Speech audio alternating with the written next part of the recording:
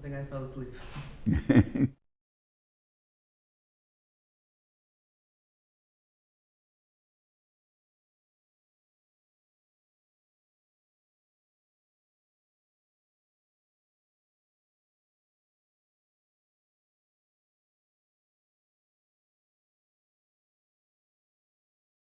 Have a kasha, good Erev Shabbos, everyone. We have a kasha, like Ya'akov Avinu knows that obviously God's on his side because he sees the malachim came to greet him, the ones from out Chutz La'aretz so he's got malachim with him. So what's he afraid? What's he afraid? He knows God's with him. So Shiva said there are two different inyanim. One is an inyan that, it's kut meschar, and the second inyan is that the pshat is that kut ma'neinish. The two things. The benshim is not a vatron. He doesn't doesn't take one thing away, and he doesn't forgive you for another thing. You get what? The closest thing I think we can find this in other places is the nega nira li baboyis. That the pshat is you got about nega. That means you did something that has to do with Tzoros Ayin or Lashon Hora or something of that sort. And at the same token, you deserve a schar that you find money in the wall.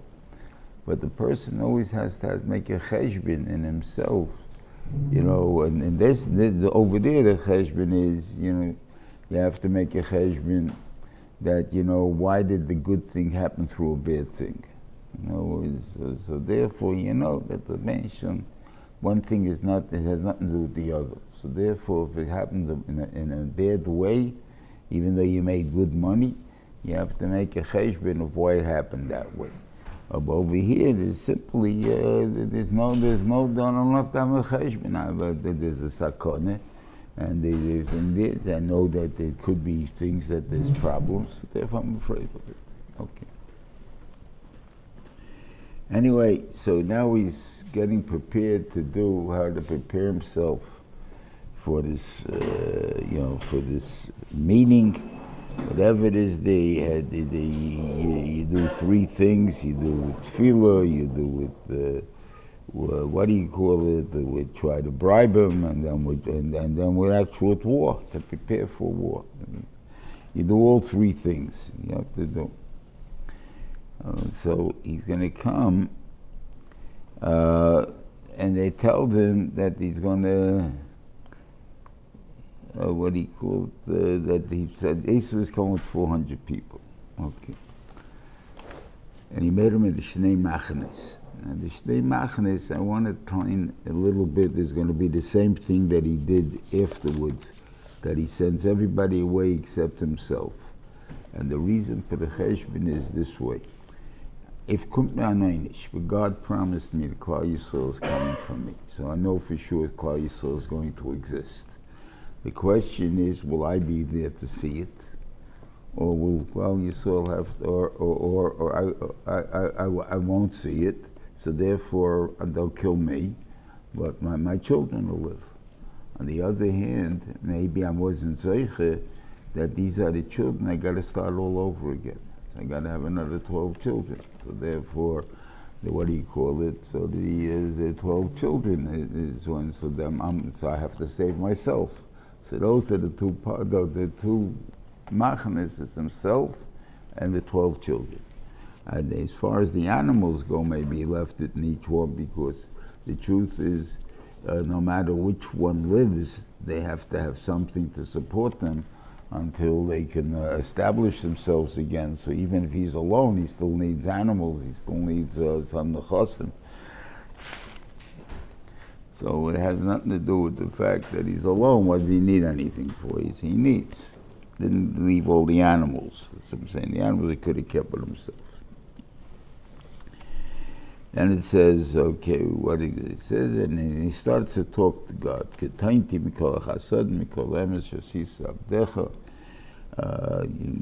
What you did for me was so much, So therefore I can't make up for it, so therefore I'm always going to fall short. In other words, you paid me back everything you had to give me in Olam Hazeh, the extra stuff.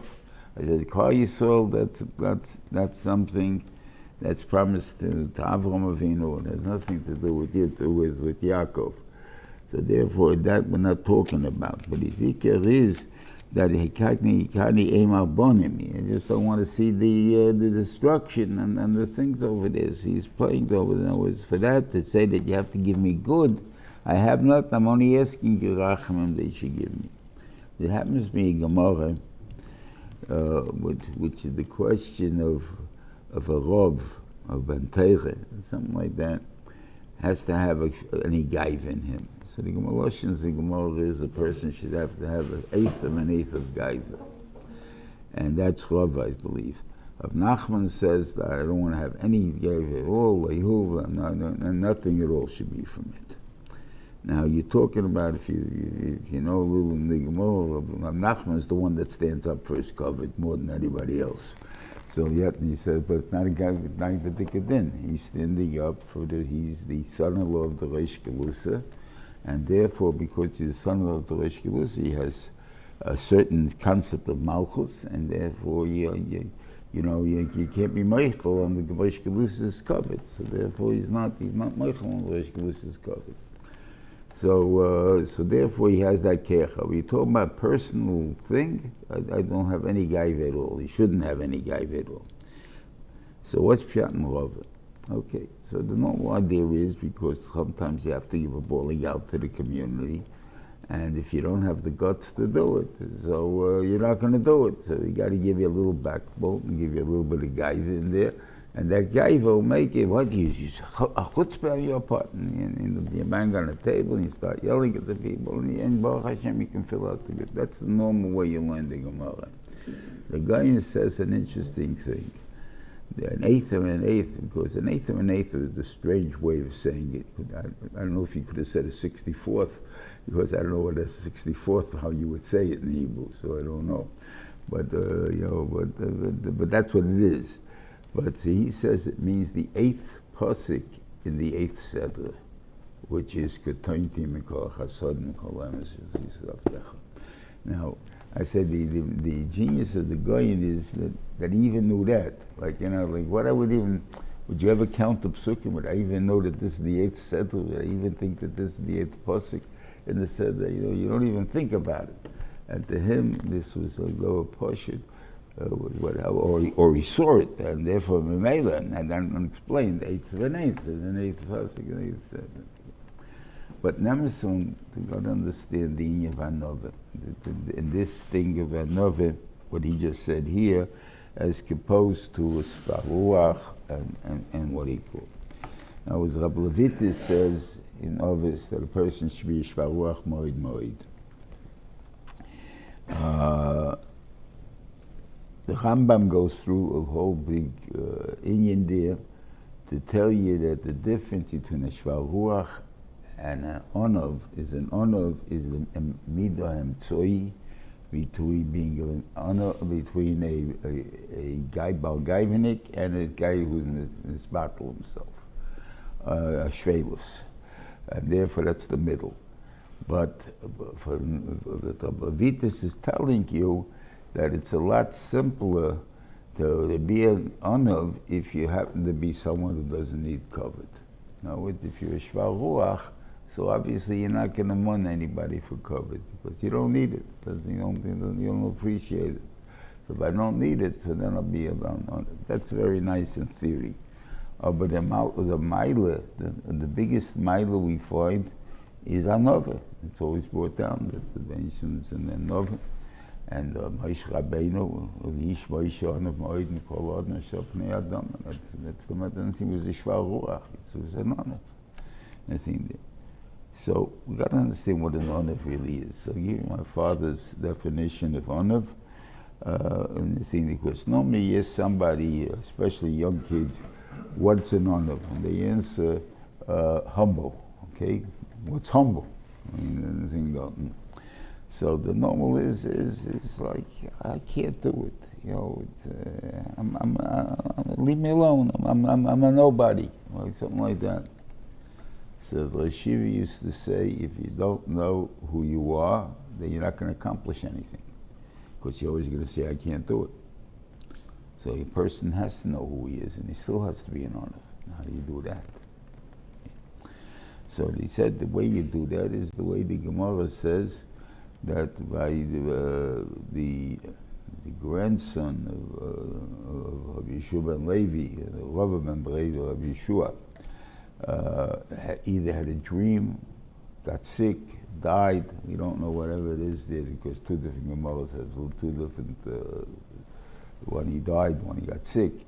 But whatever it is, his grandfather saw that he saw something, and he asked him, "What did you see?" So he said to him, "I saw that upside down world. I saw the Elyon Lamata v'Tachton L'mayla." So he says to him, "You saw the truth." So the Shiva asked the Kashi, he says, what was his Hava meaning? Didn't he understand that there's fake is in this world, that you can pretend you're somebody in this world and really you're not, and therefore you know, now you'll see the truth. You know, so what was his kasha? You know, he said his kasha was that even in Yenevelt, in Olam Haba, they call these guys Ol Yoinim, and Afal Pikenu on the bottom. So he says, what does that mean? He didn't understand. So he says, because what it means is that a person is given a certain, I guess, potential, and he still, let's say, a guy had the potential to learn 100 times Shas, whatever it is there, become a Goyin Oilam, like a Tana, whatever it is. And he learned 50 times Shas. He's still the Gadol Adar.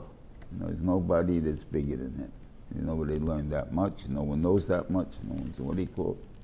He's still the Gadol Adar, but he didn't live up to his potential. So he is Lamata. He goes down because he didn't live up to your potential, even though you're the biggest around. On the other hand, a guy who just says Tillim, who can only say Tillim, he hasn't got the cup to say Vaitel, but he says it all the time. So he's Lamaila, because he lived up to his potential. So therefore, and the God only judges you according to the potential he gave you, because the rest isn't you. You didn't do it. The Vayishlach gave it to you, so what difference it makes?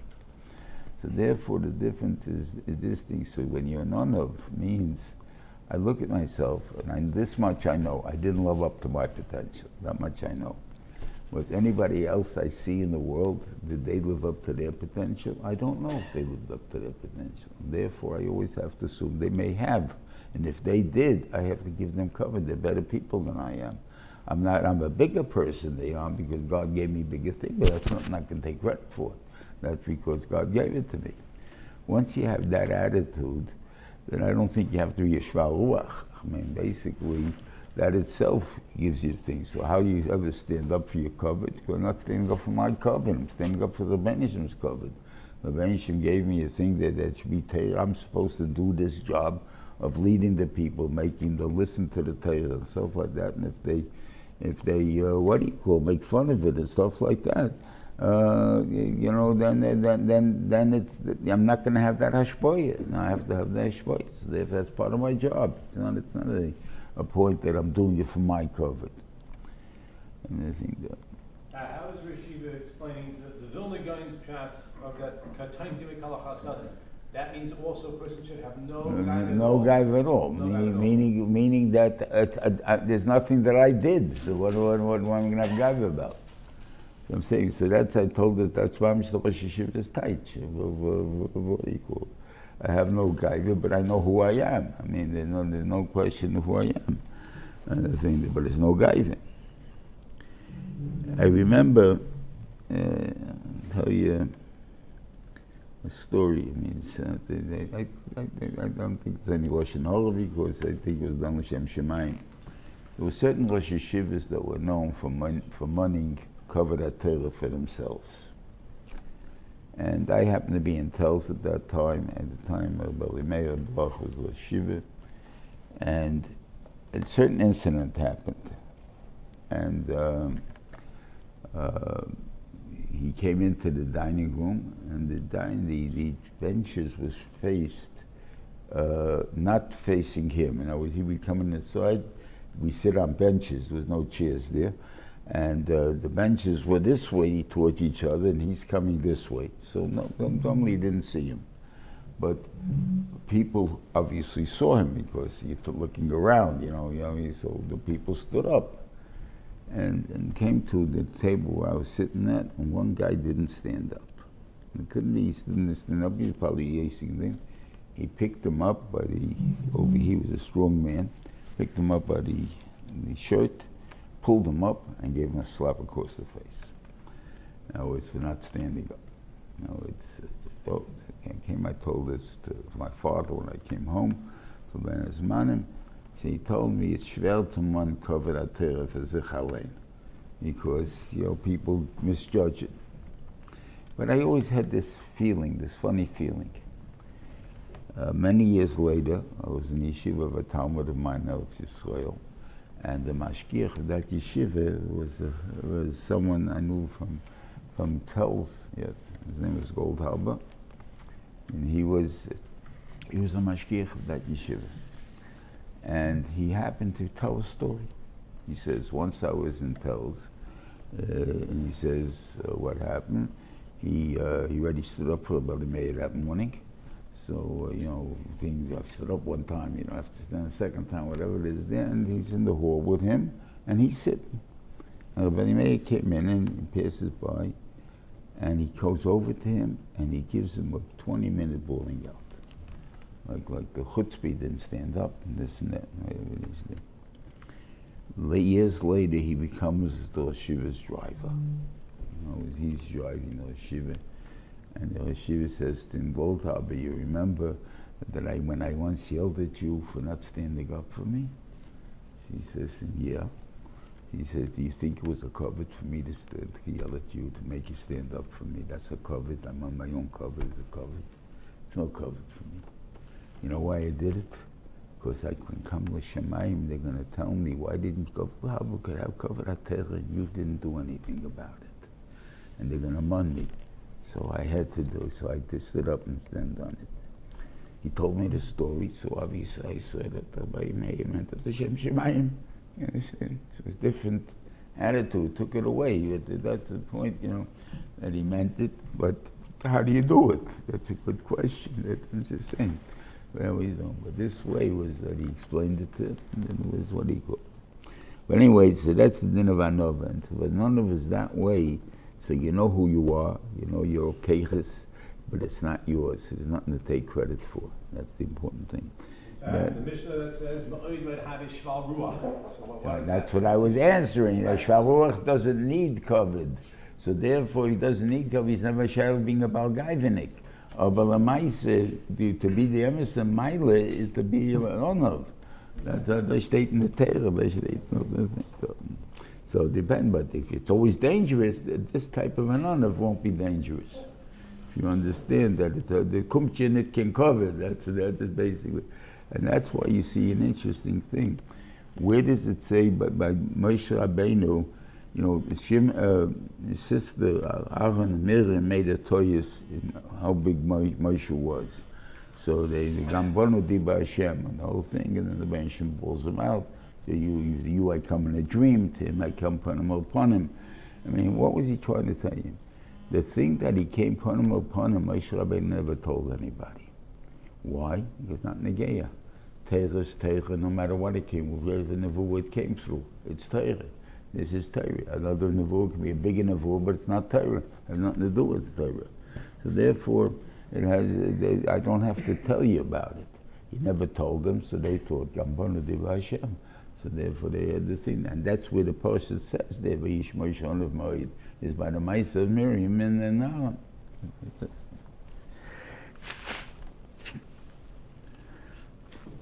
Okay. Anyway, he sends his present. And he seems that he knows good marketing, like, he doesn't send the present in one big shot, like you see, or a big thing. he gave it little pieces at a time, and it's repetitive. So Yosef kept heading Yaakov, you don't know how word it is, Samatana to Esav. The thing there, so he's in a better mood, instead of just hearing it one time. Okay.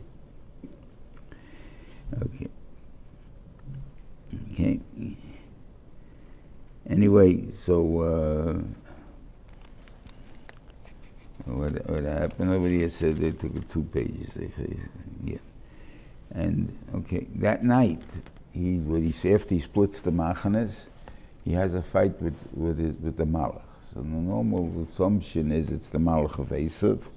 The Rashi also says this thing.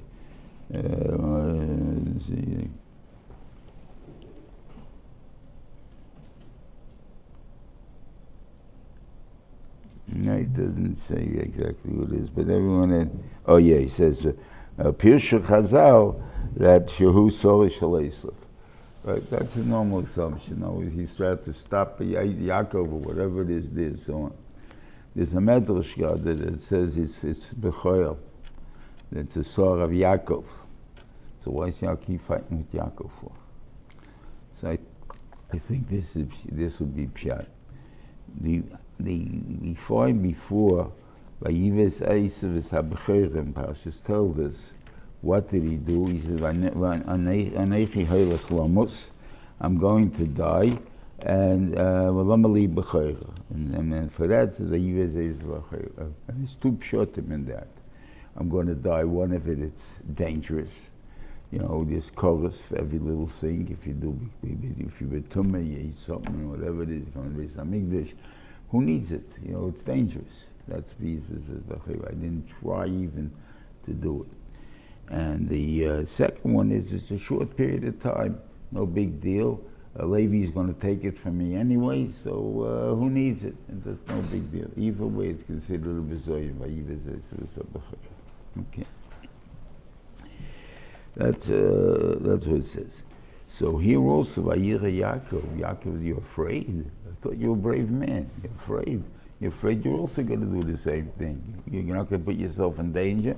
You look for coolest, you can look for this, for that. So you're not going to do the job. So therefore he didn't want it. So what he was trying to tell him is the difference. There's 2 types of fear. There's one fear that I quit. And there's another fear, which means I got to be very careful.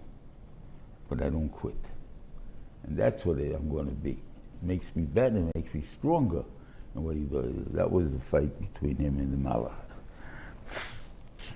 Understanding that Nikud. Okay.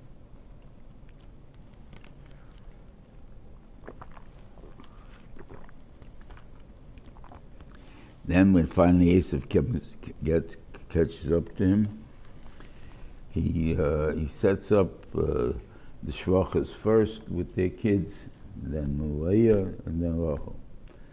And then he goes first. So you would think it means, I put him at the least lovable I want, So the shvachas are the least lovable. So if you're going to kill anyone, you kill them first. And then you get Rachel, and then you'll take Leah. But by that time, I'll get you before you get to Rachel. Whatever it is.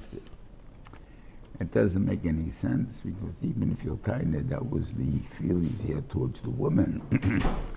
As far as the kids, he knew these were the shiftei kor, these are his kids. These are the shiftei kor. It doesn't make a difference. Whoever lefneim, if you don't pass me, you ain't getting to my kids until you pass me, and you're not passing me. Because I'm going to stand there, whatever it is. So it's only a point of shivas. That's all it means. That the point is that you keep the most choshev stuff for the last, whatever it is. Okay. And then Esav asks him what's going on, who are all these people? It's mentioned. So Esav is the time what troubled Esav a little bit in this thing is we made a deal once upon a time when I sold you the Bechera. That you take Olam Haba and I'm taking Olam Hazeh. And you got 12 kids, millions of dollars, somehow you're not doing so poor. You know, you're having two Welt and they're not mekayim the deal. And that's why he tries to minimize it in the thing. You know, the ancient doesn't say you have to be poor in this world, you know. But that's not called I paid you off for this world. That thing you know, that part you have to figure out exactly what it means when you guys has rich. There's monies that are given to be able to do mitzvahs. That's one type of money. And then there's money like to have a vacation all the time. Obviously, the mention doesn't give you the money of a shirus for that. He gave it to you, but unless he's paying you off. In other words, you want to have a vacation all the time, so fine, then he's paying you off. But if your pshat is that he gave me to give out or to live it, meanwhile you can be nana from it in a way. What do you call it? Just like you know, people know to come to you, whatever it is, and stuff like that. So he's not paying you off. It's just the method he's giving you because he's giving you. He felt you a good gabite stuck in. He's giving you more to be able to do more.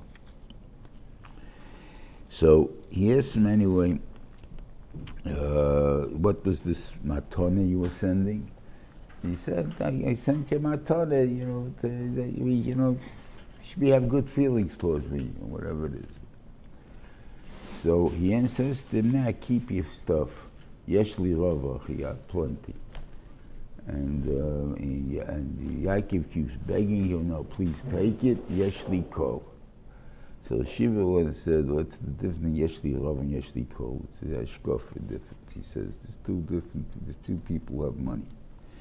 One guy can't give away. He hasn't learned to give away unless he has so much that he has plenty. In other words, I don't need what you have. It doesn't mean anything to me.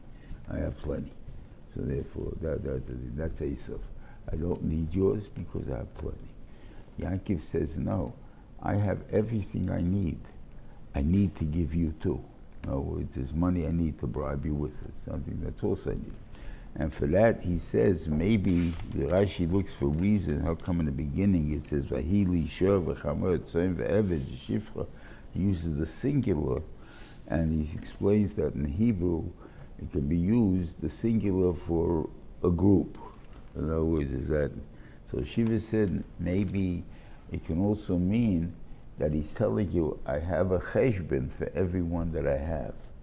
God gave me so many, but I have so many. I have a cheshbon for everyone that I need, and I need them all. Yesh li kol, and I have enough for you too. That's the point. In other words, that's the way the person has to live, is because when we're giving stock in and stuff like that, we shouldn't only give it when Pashid like I'm a billionaire, so therefore what's the big deal? $1 million. That has nothing to do. No, then this felt in the thing, because you're not giving anything according to you. It doesn't mean anything to me. No, $1 million is money. I can build a yeshiva with it. I can do this and this, and I can happen to build 1,000 yeshivas. Okay, so that's my job. So then it's my job. So then this is what I'm doing now. This is what I'm doing tomorrow. This is what I'm doing whatever it is next week. And he does it. So he has a cheshbon for everything that he has.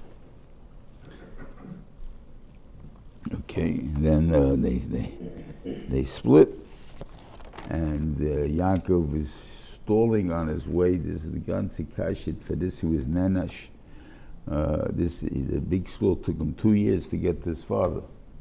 Meanwhile, he didn't see his mother before she died, and what he called these things. So it's. Like there's a Eshtikol Taina. That's why the 22 years of Yosef is because these 22 years, like the 20 years that he was by Lavan, he wouldn't have been punished for normally. But since I see from the way you're treating the last 2 years, that it didn't bother you so much the 20 years that you didn't see him. So then they get punished for all 22 years. You have the same thing by Asher ben Elah, by the Malchus Yisrael, that it gets destroyed by the best of the kings. whatever. Sheben Edel is the least Rosh of all of them. In the sense he didn't stop them from being regel. He told me to be regel if you want, and so on and so forth. And the Chilton came in his time. So the God asked, why did it come in his time? Like he had to really show him over there. He could have come in their time, or what did he come in his time for? Because from him you saw what the people really cared for. Like this, they were able to say, we didn't go regel because the king is stopping us from going regel. We got police all this time. But now Hashem and said you can go, and we still didn't go. That's why we didn't care about it. So he didn't care about it, and now comes the chulpan. That's the point. Anyway, Dina, so he buys one of the three things that I actually paid for money is the Mos Machpelah. This is Kvurei Shel Yosef and the Beis Hamikdash. Those are the three things that we actually paid money for.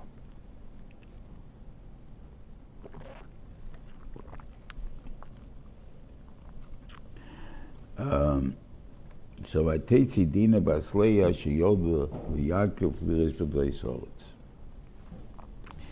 She went to what he called.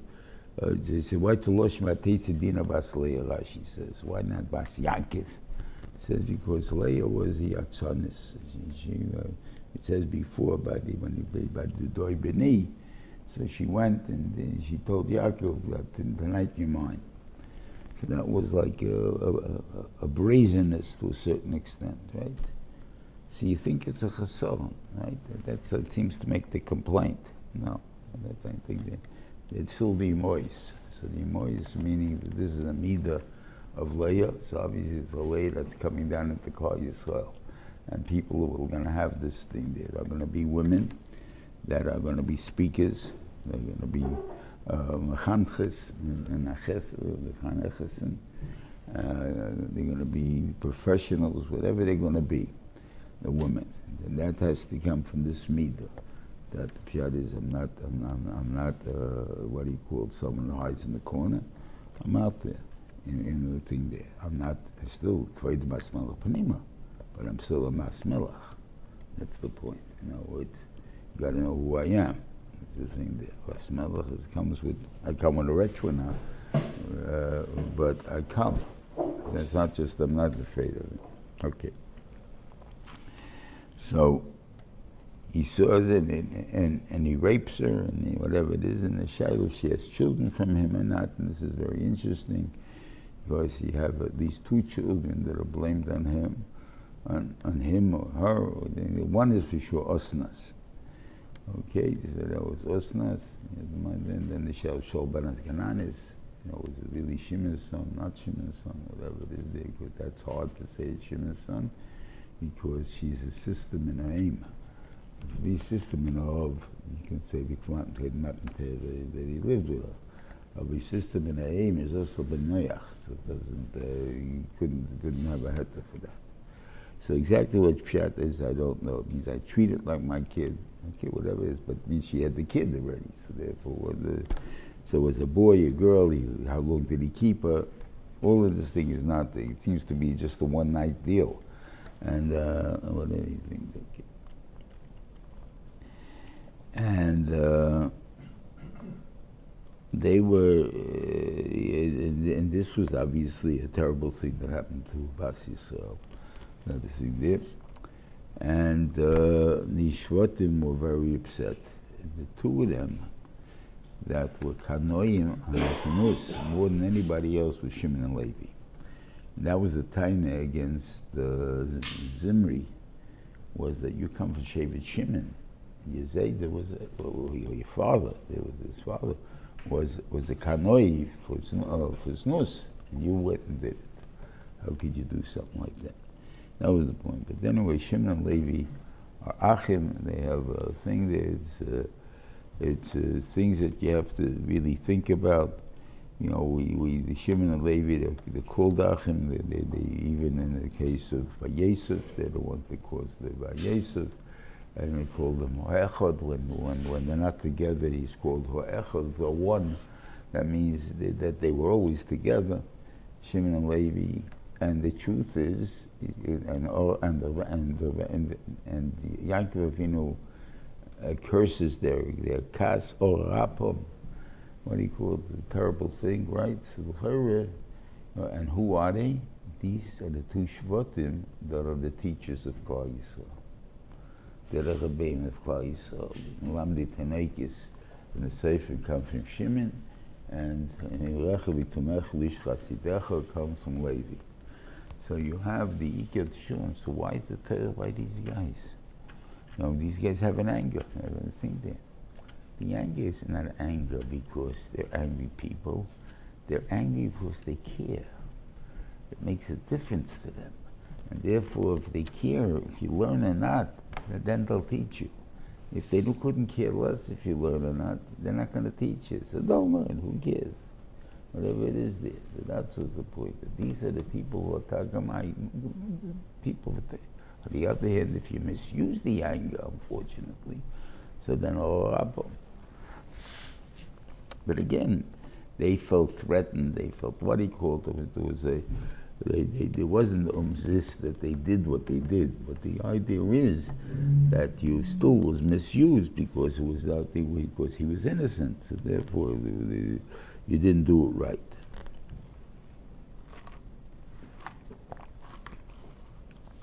You see the Indian of a politician here, Chamor. He's the king of Shem. He comes to Bnei Yisrael. He wants to make a shidduch with them. So he says, "Who's going to be? We're asking you to stay here, be with us, and what will be? We'll get married to each other. You'll give us your daughters. That means the ones you don't want for yourself, you'll give us, right? But our daughters, you'll take for yourself. That means that you'll take the best if you want." He told him to shave. So now you'll be in charge. When he comes to his people to tell them we got to make a deal. These people, they got a lot of money. We can take their money and everything else. He says they're going to sell me if we're going to do. He says, what's going to be?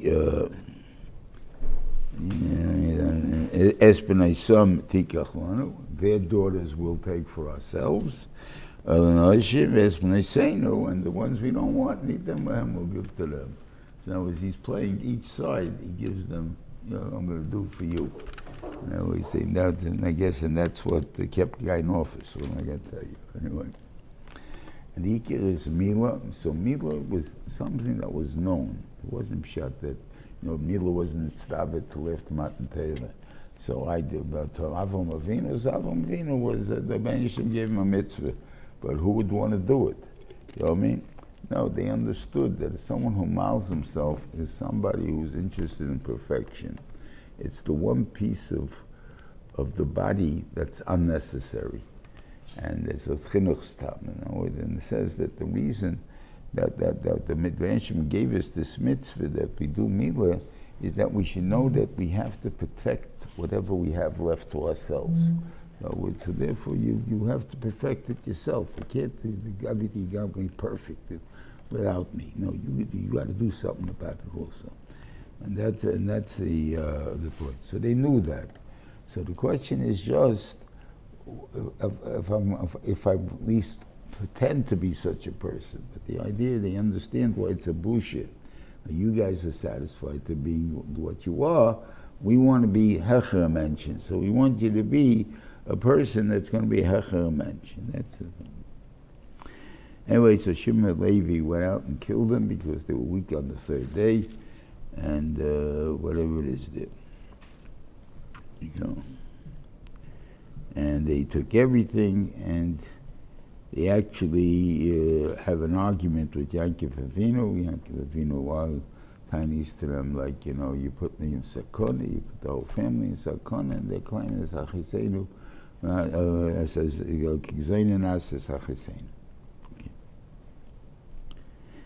okay, then Ben Shem tells Yaakov, okay, you came back, 20 years, you didn't do any averas, you were able to use the Gashmi to make Kadishem Shemayim, or whatever it is there, or to give you the Keches to do it.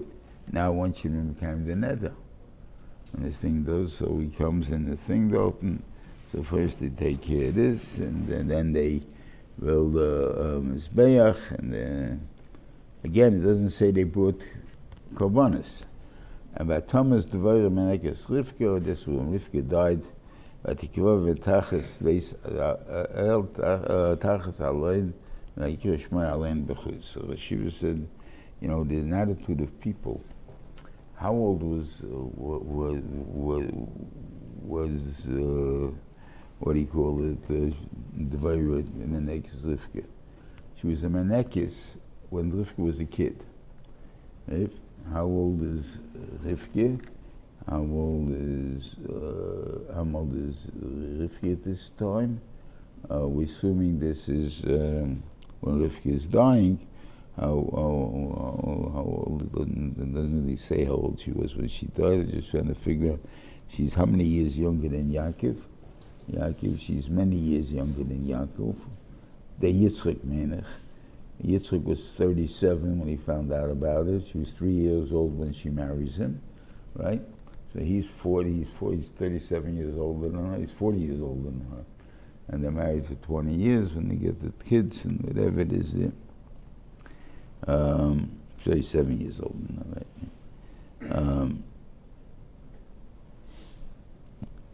And she's Hamanekis. So she's at least 10 years older than her, whatever it is. And she also had milk. She was able to have kids, obviously. She's had kids, although you don't have milk if you don't have kids. So she has kids, and she's a Menekes. So she's an old lady, whatever the old lady means. But it's an old lady. So if that's the case, what are you crying about? He says, that's not your cheshbon. Don't say, you know, oh, you had a good life. Now, you know, you go sometimes to Noble's house, and there was an old man that died, or a lady that died. That's a party. People are relaxed. It's a thing. No one feels sad. You know, Hashem, I get the Lebanon, I get the Zach, the thing there. No, it's always a tragedy. You know, she could have lived longer. The life is taught not totally on the Metzias, it's totally God could have given. If you can accomplish so much, you can accomplish much more. Whatever it is there. So therefore, there's always a loin bachus. It's always a tragedy. That's the way you have to listen.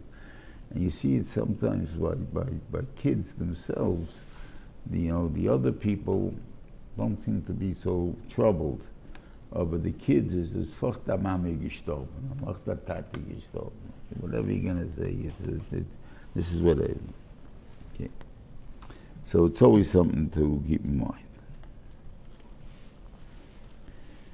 Okay.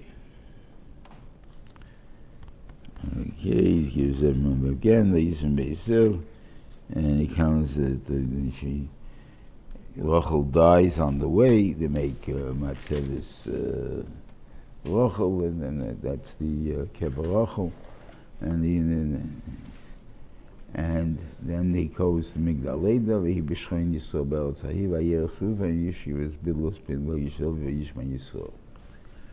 This thing, Reuven is being moide, is what stells avek the Messiah for Klal Yisrael. Now it strengthens it. We all know that what basically, he did tshuva. He's the first to do tshuva. What do you mean he's the first to do tshuva? That's what it says there. Since you're for the first to do tshuva, Hosea is the first Navi to be tshuva, and comes from Shevet Reuven. That in other words, because the tshuva will come from your Shevet. So Reuven did tshuva. What mean he did tshuva? What was the Aveira he did? He actually did that Aveira. It's a terrible Aveira, but that wasn't the Aveira. Aveira, we all know, was, the Gemara says, that Yaakov Avinu took the bed that he had in Rachel's tent and he put it in Bilhah's tent. And Reuven was incensed, My mother, he always belittling my mother, and they stood up for his mother. And Pietzim, he never was able to do tshuva for that. Why? I mean, he was sorry himself, but he fasted, but he kept fasting. We find in VaYishlach, when they're selling Yosef, he's not there. This is one of the time when he was Isaac for the mice of this mice. It's you know how many years later it was. This is happening. How long is Yosef is about 8 to 10 at this time. Whatever it is, they're just coming back from. No, he's just coming back, right, from the thing there. So it's 6 years to come. He's about 8 years old. Yosef. Right, when they sell him, he's 17, so it's 9 years at least difference, right? Maybe even 10. So what is he still fasting about? Did tshuva already? What do you want? I didn't do nothing. No. Yeah, I can't do tshuva in public. He says, why? To admit that I did it. Because if I admit that, if I admit I did it, there are people that will agree with me. You stood up for your mother's covet, good for you. And stuff like that. So therefore I can't say I did it, because people are going to be yashkir. I want to say it's a bad thing what I did. How do I do that? So he had to wait till an Avera came up, that's going to be, that everybody would agree it's an Avera. Whether it truly was an Avera or not, that's irrelevant. In other words, whether Yehuda living with Tamar was really an Avera or Pshat, she prayed that he should lose his keiches against the Yitzhak and stuff like that he should ever do. He wasn't a guy running around living with Zionists. I mean, that wasn't the type of person he was. So he waited for something that the world will consider something like, this one of the boys, what can I up about his kedusha. Then he can say, what I did is a lot worse than what Yehuda did. The thing there, because I disagreed with God out there. So now the question becomes, though, but he's right. He stood up for his mother's covet. So what's the taina on him? How much of a taina on it? So I looked at it the other way, and I said, look, and they're saying, so what was he still fasting? Because as long as he wasn't made there, Ya'akov wasn't sure which one of the 6 sons did it. He knew one of Leah's kids probably did it, but it's one of 6. So the sons, they were all being accused because of his Avera. So that means the Avera still has effect. It's causing things to happen. And therefore he's still fasting for that, for forgiveness for that nikud. Now, why would Yaakov do something to irritate his kids? I mean, you're good, you make mistakes. It's important to learn from big people, because from small people you would say big deal. But a big person makes a mistake. So then, in other words, so, okay, you don't do that. So there's something, so I have to know that what happened from it and what the results were, and therefore we learn from it and so forth over there. But how many mistakes is this Yaakov going to make? And stuff like that. So what's shot in the thing is, so I don't know, it says the Lashon of bed. To me it don't make sense, a bed, because a bed is a large contraption. I mean, you have to probably take it apart to carry it, to move it one thing. And look, he had 4 wives, he had to move his bed constantly, right? It would be, he was a rich man, he could have bought 4 beds and have them in each tent, and he doesn't have to schlep them. So let's place them on a he schlepped the bed. So that's why I don't think it means a bed. But it says a bed, I say what it means is let's say a dresser. But I don't have to have 4 dozen pair of underwear, stuff like that. I can pick up what I need in one thing, and I'll take it with me wherever I'm going, and stuff like that. So therefore, that's what I hold it means. I'm not sure, but that's what I was thinking. Okay. So Yaakov Avinu said, Leah, if I put it in Leah's tent now, people will say Leah was number 2. And Leah was never number 2 to me. She's number 1. I had 2 number 1 wives. They both would have been buried in the Me'aras Machpelah with me, except Ya'akov, because of Rachel doing what she did. So Leah got the only exclusive rights in the Me'aras Machpelah. But she's my wife. There's no question about who she is. You don't find Zulpa and Bilam being buried in the Me'aras Machpelah. They're not Negeya. They don't belong there. They're not the Imohis, they're not the titles, so they don't have the thing there. So I figured if I put it there, I would insult her. So I'm going to put it in a shifcha's tent, that nobody would think that I'm doing it because I'm putting the shifcha before Leah. So therefore, the question is, so then, okay, if it's so logical, so how come Reuven goofed? And because Reuven was there by the argument, by the Doyim. He brought the Doyim, and Rachel asked Leah for the summit of the Doyim, and she says, you stole my husband from me, and now you're going to want to take the Doyim of my son? So he heard that Leah feels she's number 2. So he feels that Leah's number 2, so then he always stuck in his mind that she's number 2, so you're insulting my mother. But if he probably realized it a minute later, he said, what's this to teach us like this? A gadol, you don't have, if you have become the next gadol, you don't have to agree with the gadol that existed before. But as long as Yana was the gadol, I had to follow him. But I don't follow him blindly, but I assume that if it's the gadol and he's leading, he has a reason. So the pshat is, in this case, Reuven made a revolution against what the gadol said because he thought he was coming with a wrong reason. If he would have realized he did, whether he agreed with the reason or not, but I heard you have a reason, I can't argue with you anymore on that. And that's that. If I become the gadol, I'll argue it separately. And so on like that. And so I heard my brother once say about the Shach. This I know. The differences of Shached with Lubavitch and whatever it is with the Rebbe and stuff like that. So whenever he would say something very stark, he would call up and ask the Shiva if he was right or not. And the Shiva usually used to tell him that, it's a little too strong, whatever it is, and so like that.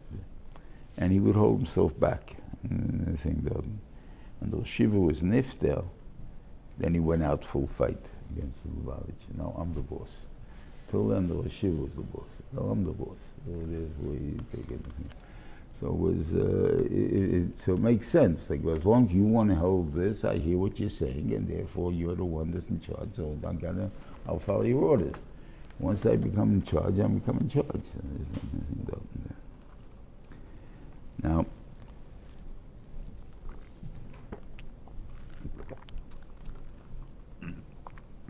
Ve'ela tell the Esav, who Edom Esav lokach nashmin lis Kenan, so the bas Elah hachiti, ves levam bas Anoah bas Atzivan hachivi.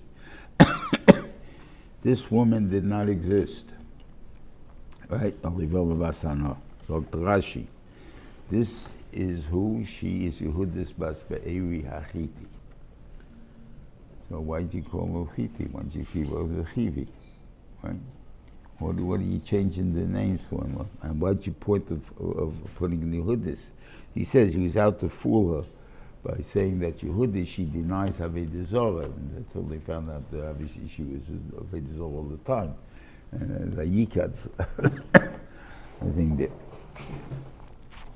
So it explains a big issue that exists in Klal Yisrael at that time. Timnah, which became the Pelegish of Esav and the mother of Amalek, which is going to be brought down over here. So Rashi says again that she so wanted to marry into the children of Avram that she was willing to become a Pelegish to Eliphaz. But who was she? She was a princess. Her name, she was Achis Leiton Timnah. Who is she? She's a Chivi. So she's a Chivi, big deal. Okay. So this is the point what the chivi Okay. is. Chivi means that the pshat is you have something that Avram Avinu feels should not come into Klal Yisrael. What is that? Why shouldn't they come into Klal Yisrael? They are actors.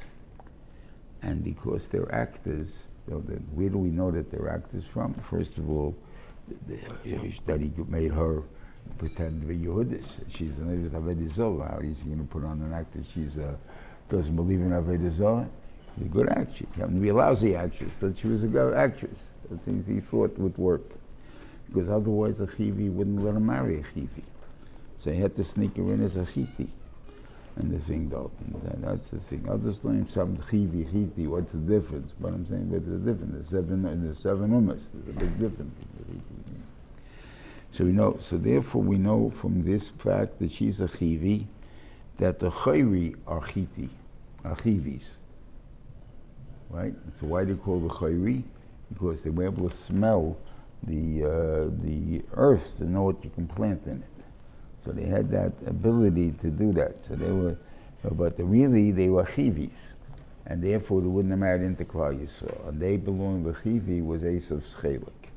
And that's the Chelik he gave up, that he didn't want to come. He left out Yisrael, we'll see, for the reason because he didn't want to go down to Mitzrayim.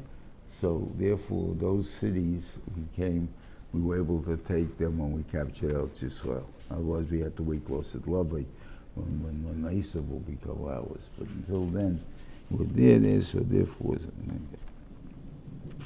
so this now you can understand a little bit why when Yaakov Avinu wanted to bless Efraim and Asher, and the Ruach HaKodesh left him. Why? And so Rashi says because he had Achav and Yeravam, Efraim, and he had Yehu. Like all these, they show him, he lost the thing there. Like I'm saying,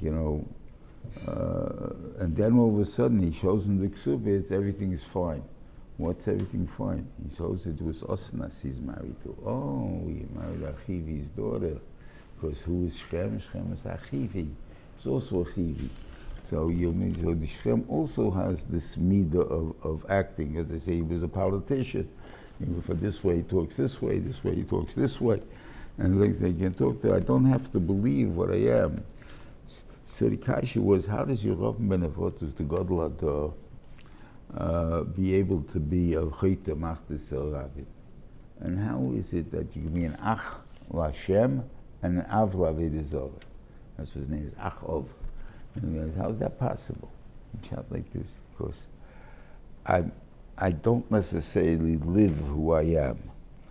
Everything, there's a certain much of what you portray as much as what you have yourself. Because of that, you're two different people constantly.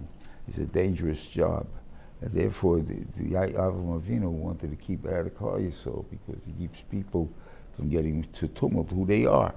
You have the people that are good actors. They used to go to, I forget the name of the method, was that they would live the life of whatever they're supposed to act out to be able to do a good job doing it. Not just Dhamma was an acting thing there. So not only you have to become an actor, you have to be able to portray it, you have to feel it, you have to do it in order to give it over, otherwise you can't give it over. So it's dangerous. So then how come God stuck it into us? Avram doesn't want it to come in, and the Bensham makes it that she's the mother of Ephraim and Asher, and the two Shvatim we have with this thing. And I assume that obviously we all intermarry, so therefore it's a known Klal Yisrael. Because I believe because we go into Gullus, and in Gullus we have to be actors. We have to be able, allegiance, we have to be able to do things and pretend we're not who we are and stuff like that. And because of that, we needed that midah in us, that we should be able to do it, be able to live in two different worlds, and so on. And that's what the Bensham gave us, and that was what this whole thing is all about, I think. And